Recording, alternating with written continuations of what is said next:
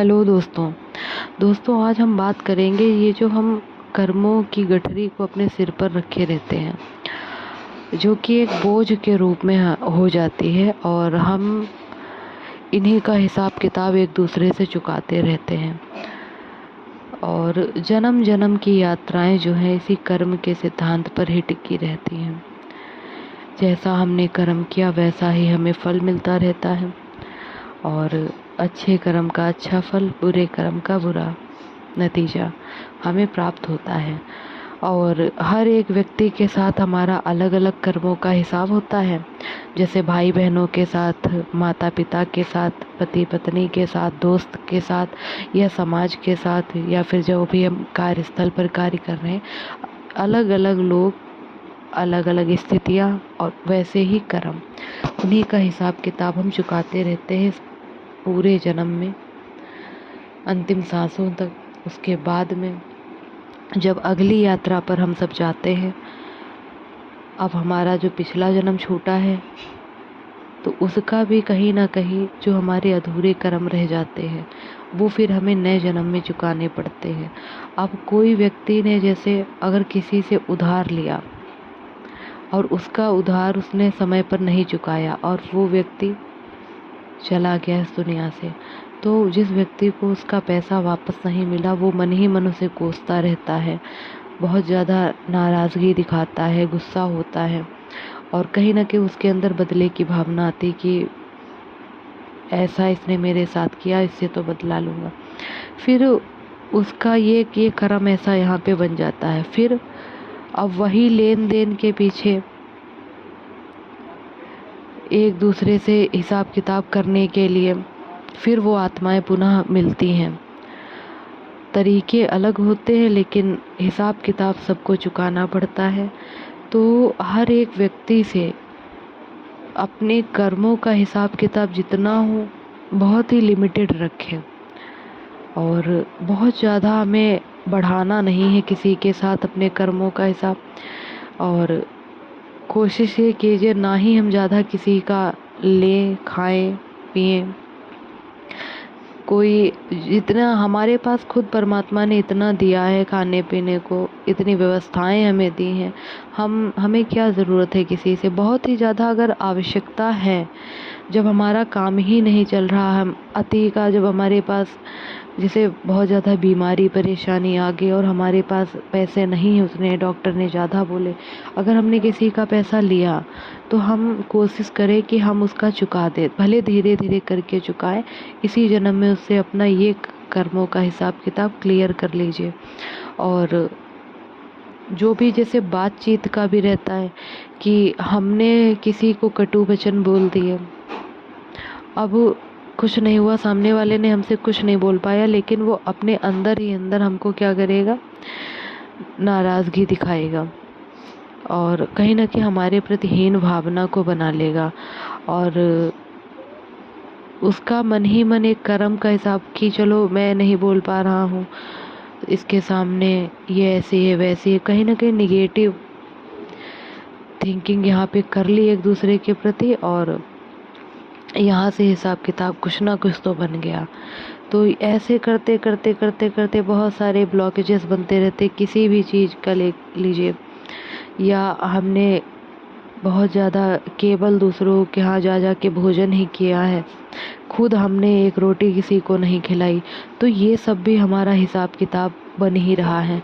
हमने किसी की भी सेवा नहीं की है, ना ही हमने कोई दान पुण्य किए। देखिए, दान पुण्य अपना सब दे देने को तो नहीं कोई कहता कि जितना भी हमने धन कमाया या सुख सुविधाएं हैं हम दूसरों को ही दे दें, लेकिन कुछ भाग हमें दान पुण्य जरूर करना चाहिए जितनी कि हमें सामर्थ्य है, तभी हम अपने जीवन को सफल बना सकते हैं।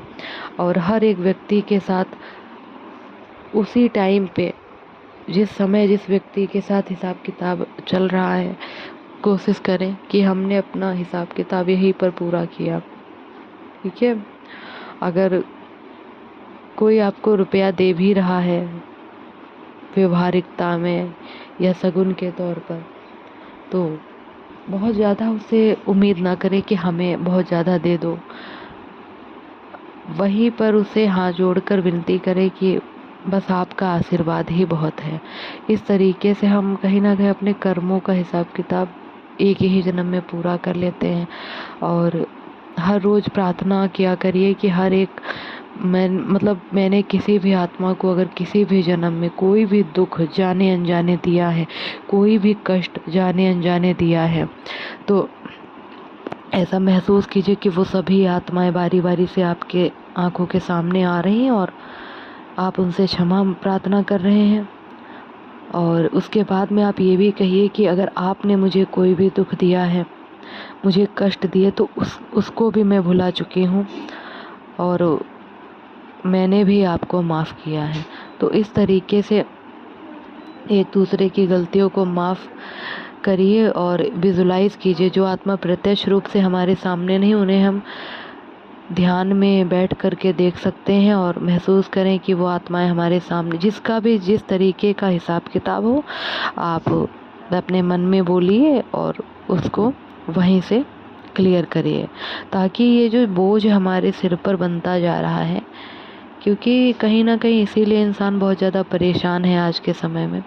हर एक से उसका हिसाब किताब इतना ज़्यादा है और जीव जंतुओं के साथ भी कहीं ना कहीं हम अत्याचार ही देखा जाए तो कर रहे हैं। तो इस चीज़ों से हो सके तो बचिए। अपनी समझ से अपनी जान में किसी को भी कोई भी तकलीफ़ मत दीजिए। बाकी सब कुछ परमात्मा पर छोड़ दीजिए। हर रोज़ ब्रह्मांड से भी क्षमा मांगिए, क्योंकि कहीं ना कहीं हम उस पर डाउट करने लगते हैं। और उससे भी क्षमा मांगिए कि हे ईश्वर, मुझे माफ़ कीजिए, क्योंकि मैं कदम कदम पर आपके साथ को महसूस तो करती हूँ, लेकिन कहीं ना कहीं मैं संदेह से भर जाती हूँ। और हर एक आत्मा अपने माता पिता से क्षमा मांगिए और हाँ, क्षमा कर भी दीजिए। क्या पता किस जन्म का हिसाब किताब हमारा चल रहा है। देखा होगा बहुत लोगों के माता पिता अपने बच्चों के हर समय खिलाफ ही रहते हैं, तो ये कहीं ना कहीं पूर्व जन्म का ही हिसाब किताब है। या फिर बच्चे जो हैं उनकी माता पिता से नहीं बनती, तो ये सब पूर्व जन्मों का हिसाब किताब है। मन ही मन, हम सामने नहीं बोल सकते हैं, हम ध्यान में बैठ के होपोनोपोनो प्रेयर भी कर सकते हैं और हम उनसे रोज़ विजुलाइजेशन करके क्षमा मांगें और क्षमा प्रदान भी करें। अपने भाई बहनों से भी हिसाब किताब पूरा करें। हर एक से इस तरीके से हम ध्यान प्रार्थना में कुछ समय ले करके इन टॉपिक्स पर भी अपना ध्यान लगा सकते हैं, क्षमा मांग सकते हैं। और हर एक व्यक्ति के साथ ये जो माया मोह का संबंध है, इसे हो सके इसी जन्म में क्लियर करिए। और कुछ लोगों के साथ जैसे हमारा मुंह छूट नहीं रहा है, बहुत ज़्यादा तकलीफ़ से हम भरे हुए हैं, तो ऐसे लोगों के साथ कॉर्ड कटिंग होती है, वो मैं अगले वीडियो में बताऊंगी। कॉर्ड कटिंग करिए, यानी कि जो एक मोह का जो बंधन होता है, जो वाइब्स हमारे जो तरंगे खींच रही होती हैं एक दूसरे को, उसे भी से ही कॉर्ड कटिंग करिए, जिससे कि वो आत्मा भी अपने जीवन में खुश रह सके और आप भी शांत हो सकें। इस तरीके के बहुत सारे कर्मों के हिसाब किताब हैं जो एक आत्मा लेकर आती है, इसी जन्म में पूरा करती है, फिर यहाँ से नए कर्म बना के जाती है।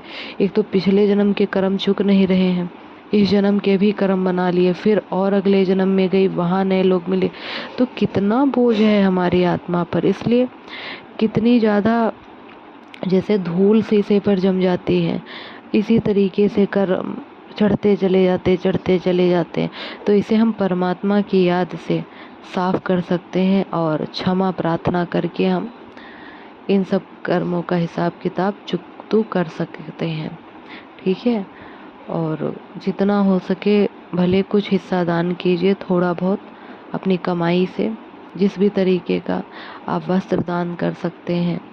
ये नहीं ज़बरदस्ती हम अहंकार बस ऐसा कर रहे हैं, क्योंकि ज़्यादातर देखा होगा कि अगर कुछ भी फल लेकर के कई लोग जाते हैं अस्पताल में, तो वो फ़ोटो खींच के फिर मीडिया पे डालते हैं कि आज दान किया है।